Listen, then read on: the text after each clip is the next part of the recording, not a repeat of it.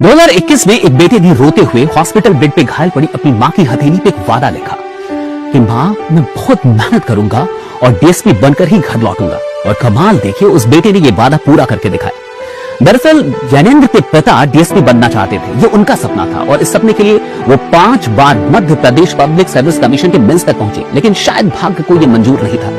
गांव में जमीन के एक विवाद में उनके ऊपर केस दर्ज हुआ और जिसके चलते उनको ये सपना बीच में ही छोड़ना पड़ा।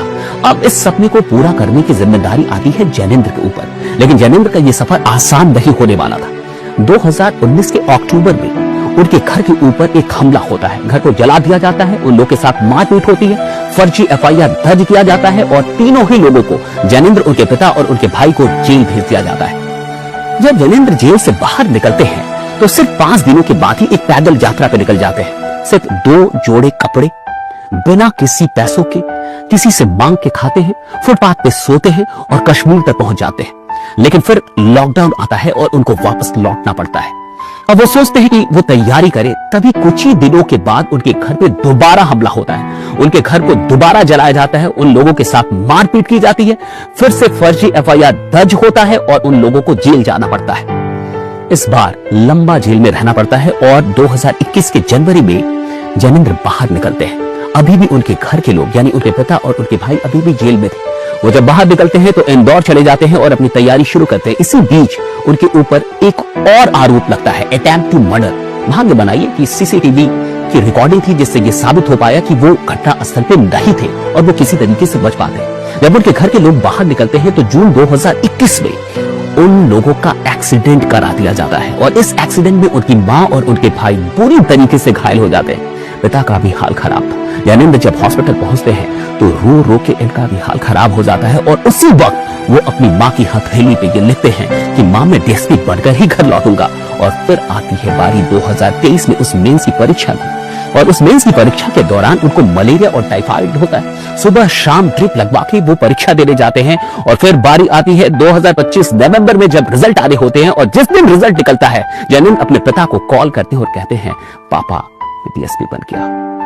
देखिए, पूरी दुनिया भी अगर आपको गिराने की कोशिश क्यों ना कर ले, जब तक आप हार नहीं मानते, कोई माइक का लाल नहीं है जो आपको अपनी सफलता की कहानी लिखने से रोक ले। ये कहानी अमेरिका के एक ऐसे लड़के की है जिसे उसकी अपनी ही मां ने चाकू दिखाकर घर से बाहर निकलने के लिए मजबूर कर दिया था। जी हाँ, 17 साल की उम्र में इस लड़के को अपना घर छोड़ना पड़ा। घर में हर रोज झगड़े होते थे, आर्थिक स्थिति काफी खराब थी और ऊपर से मां एल्कोहलिक थी। जब इस लड़के ने अपना घर छोड़ा तो अपनी जिंदगी को चलाने के लिए इसे सफाई कर्मी के तौर पे काम करना पड़ा।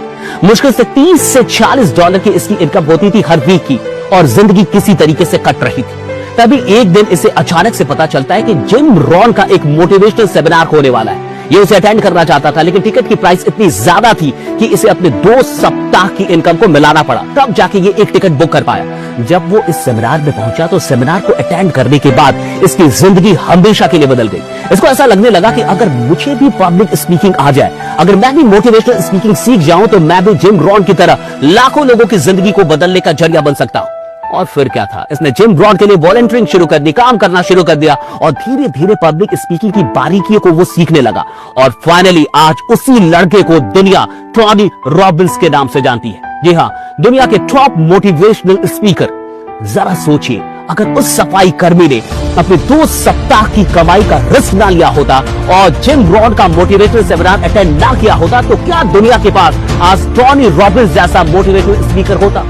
अगर आप भी मोटिवेशनल स्पीकर बनना चाहते हैं तो बहाने बनाना बंद कर दीजिए, क्योंकि हमने शुरू कर दिया है motivational speaking mastery course, Bharat का पहला मोटिवेशनल स्पीकिंग मास्टरी कोर्स। अगर आपके अंदर चाहत है स्टेज पे आके हजारों लाखों लोगों की जिंदगी को बदलने का, तो अब ये मौका आपके पास है। स्क्रीन पे एक नंबर आ रहा होगा, वहां व्हाट्सएप कीजिए और लिखिए आई वांट टू ज्वाइन, आपको लिंक मिल जाएगा। और लिंक हमने बायो में भी दे दिया है, आप बायो में जाके चेक कीजिए, लिंक पे क्लिक कीजिए और अपनी सीट बुक कर लीजिए, क्योंकि ये भारत का पहला मोटिवेशनल स्पीकिंग मास्टरी कोर्स है। आइए मिलके आपकी मोटिवेशनल स्पीकिंग जर्नी को शानदार बनाते हैं।